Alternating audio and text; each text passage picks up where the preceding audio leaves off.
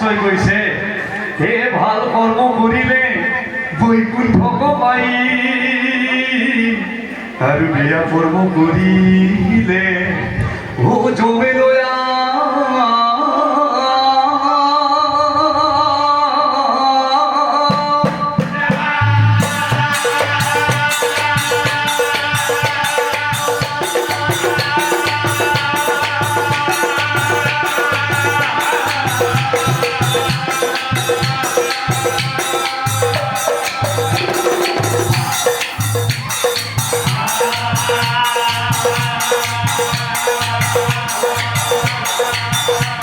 লক্ষ্মীৰ শাস্ত্ৰই জীৱনলৈ কিছু সকলৰ গৈছে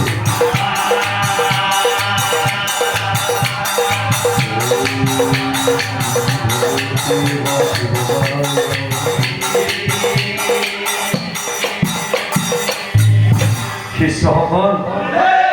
আজি এই অধ্যায়ৰ এটা সাংঘাতিক কথা লিখিছে কি লিখিছে চোৱা আজি আছো কালি নাই এই নৰ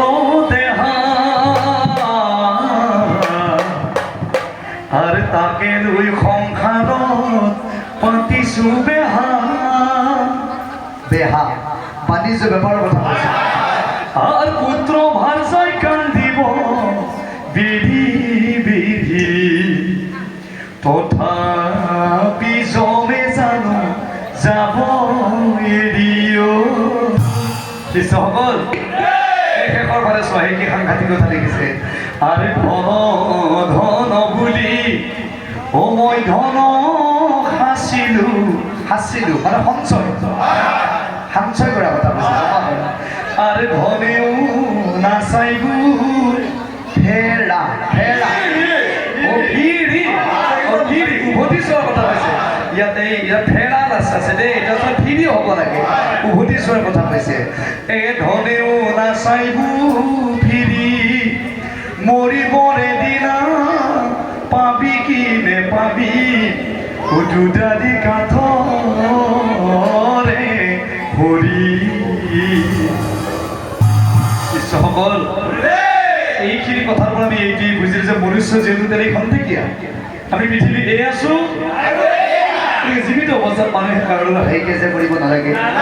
ওচৰ চুবুৰীয়াৰ সৈতে মিলিজুলি থাকিব লাগে নহয়নে বাৰু তোমাৰ বাৰীৰ পাছত বিঘাই বিঘাই মাটি পৰি থাকে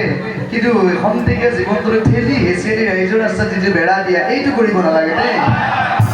গতিকে ইয়াৰ পৰা আমি এইটোৱেই বুজিছোঁ যে মূল সাৰাংশটো হৈছে যে ভাল কৰ্ম কৰিলে মানুহে বৈকুণ্ঠক পাই আৰু পাপ কৰ্ম কৰিলে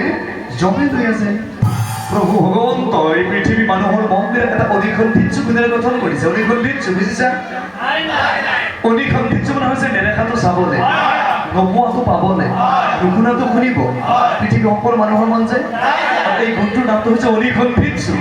আৰু এই গুণৰ পৰা কোনো মানে ব্যতিক্ৰম হ'ব নোৱাৰে মানে জন্ম পোৱাৰ লগে লগে একদম মৃত্যু নোহোৱালৈকে সেই গুণটো মানুহক ভগৱন্তই পঠিয়াই দিয়ে গতিকে নেদেখা ঠাই চোৱাৰ মোৰ ক'বৰ ইচ্ছা গৈছে মই কিছুদিনৰ কাৰণে তীৰ্থ ভ্ৰমণ কৰিবলৈ যাওঁ আৰু মই ঘূৰি নহালৈকে মই আশ্ৰমখন চলাব পাৰিব লাগে শিষ্যসকল কথামতে এই কাম হৈ